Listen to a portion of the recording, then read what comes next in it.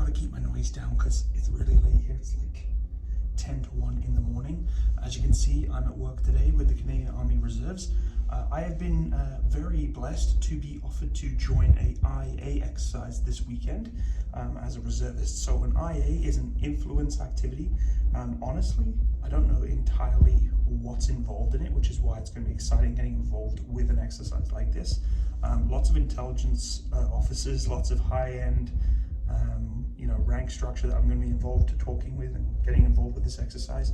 When I say exercise, it's more sort of sort of lectures and things, which is something I'm totally not used to. So my chain of command offered me to join them on this exercise, and it's honestly an honor to be able to participate in something like this because it's totally out of my norm and my comfort zone. I've been offered to participate in the exercise, I think partially because my capability of influencing people online, and I know a lot of you participating in joining the Canadian Armed Forces or wish to join the Canadian Armed Forces. You ask a lot of questions, and it's just a good opportunity for me to learn a little bit more about how influencing activities work. So for me, it's a really, really cool thing to be a part of. It makes me a little sad, actually, somewhat being on this exercise too, because it means I'm missing out on going with the rest of my battery on a cold weather winter warfare training. So here's me in this beautiful room at the Edmonton base that we're at, known as the French Grey Inn, which is basically like somewhat of a military class civilian hotel. I can't really complain because I get to have this beautiful room to myself, but at the same instance, it's kind of sad not being able to be with the rest of my troops in the field, but here I am. So this is the French Grey Inn. Double bed, very nice.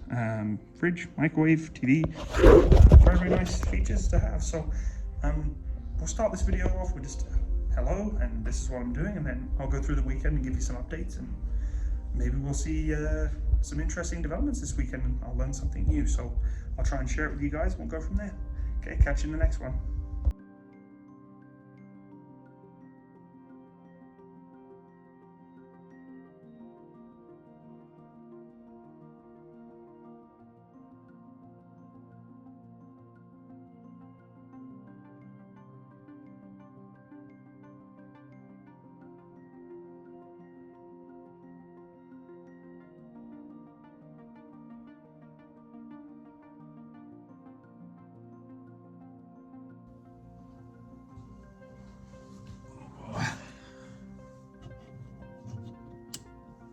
Here we go.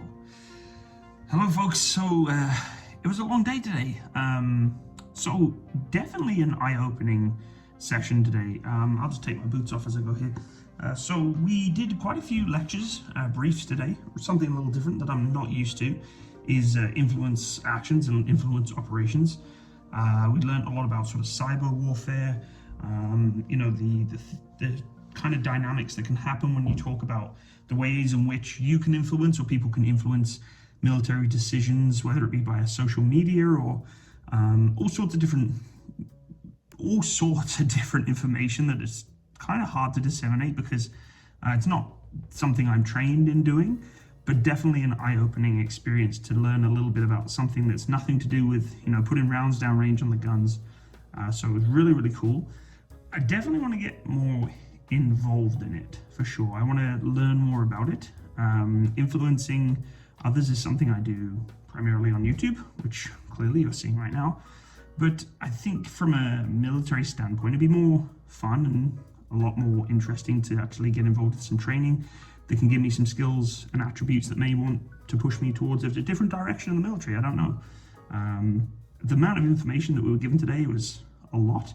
But some of the key points that really reached out to me was, that there are threats out there that, we're not always aware of and that are very hidden, that you expect to never really come across or never be exposed to, but wholeheartedly you could be. And, as an artillery gunner, it's not something that you ever think about. And now it's kind of in the back of my mind. It gives you a little different bit of perspective about what a real threat could be.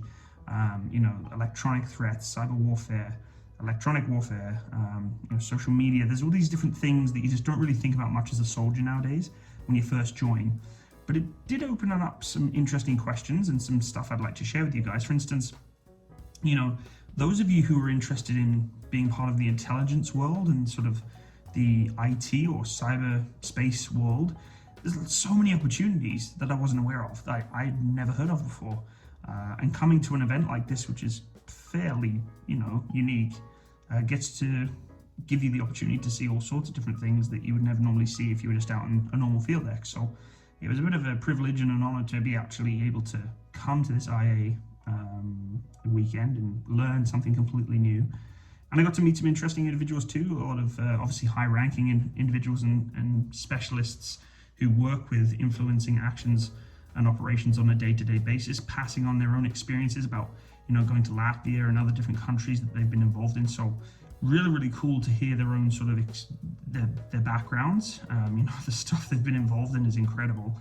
Places they've been, the actions that they've been involved in, the operations that they've gone on, all real tangible background experience, which was really cool to hear. Some really cool stories. I think for me, the biggest eye-opener is just, like I said before, with that threat and the ability for you to start realizing that it's not just about the asymmetric warfare for, bullets and tanks and guns. There's a lot more to it in the background that I don't think from a low level, especially at my rank, just as a bombardier, I even consider thinking about, because it's not really part of my job. But it could be, and there's, a lot of opportunities that could bring me into the world of influencing actions, and, counterintelligence and things like that can kind of go back against threats that could occur towards the CAF or the Canadian Forces or Canada in general. So, if you're interested in this kind of stuff, feel free to reach out to me. I'll try and pass on the information as best as I can. I'm not a subject matter expert on this, so I really don't want to get too deep into what was told to me today. I'm sure there's lots of stuff I can't share with you today from what I've been told. We are talking about people who are talking about intelligence, and specialist warfare that's involved with electronic and cyber warfare, things like that. It's not something that A, I know enough about to talk about, and B, that I'm probably even authorized to talk about. So I'm just going to play it cool here and play it safe. But it was a lot of fun coming on a weekend like this to actually just try something completely new.